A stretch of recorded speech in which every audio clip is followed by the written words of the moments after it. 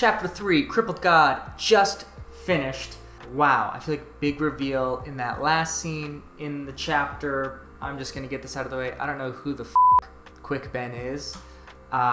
It seems the way he's talking that he's talking to Mother Dark and Father Light, which would be kind of crazy because that means that he is in some way a stepbrother of Anomander Rake, and a lot of other stuff. But he is human. He seems to reference that he's human. I don't know who Quick Ben is, but cool scene. I think chapter 2 is interesting because oftentimes we say that Erikson, especially early on in the Malazan Book of the Fallen, doesn't really help his readers out. And in chapter 2, I think he does actually help us out, specifically with this group of kind of random wanderers that are in the wastelands right now.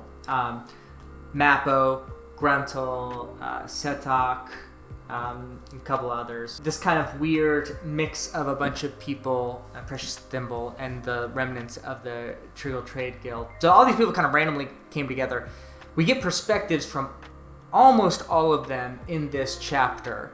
And through those perspectives, Erikson sort of slyly hints at their journeys to get here, which I think is helpful because a lot of these people have been not even B lines, but like C and D plot lines in the story before this. So I think it's helpful.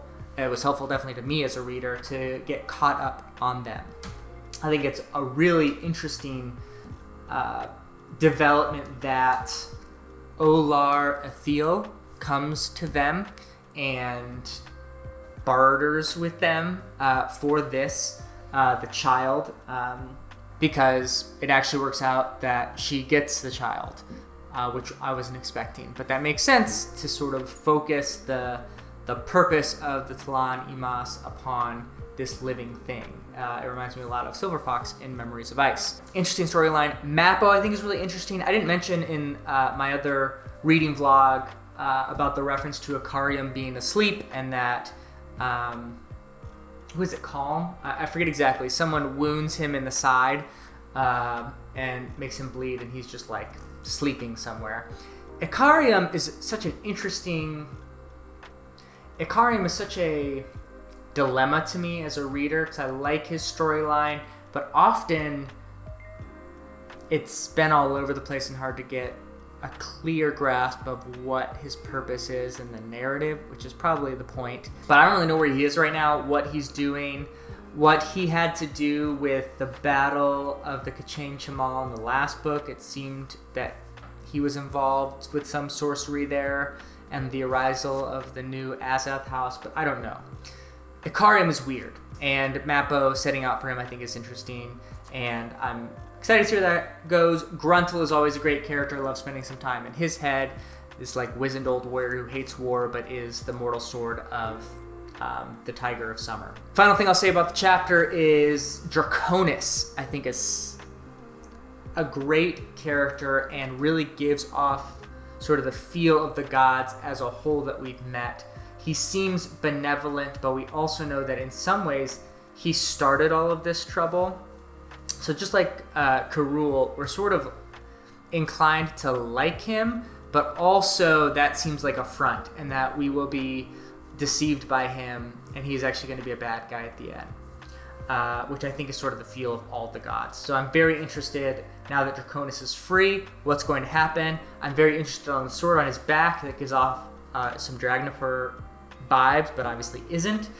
I think that's going to come into play. So Chapter 3, really good. We're still sort of setting up where things will go without any sort of movement in the story. Oh! And finally, I almost forgot, we get our first view of the Bone Hunters. Well, I guess not technically, but Bottle is the first Bone Hunter that we know survives.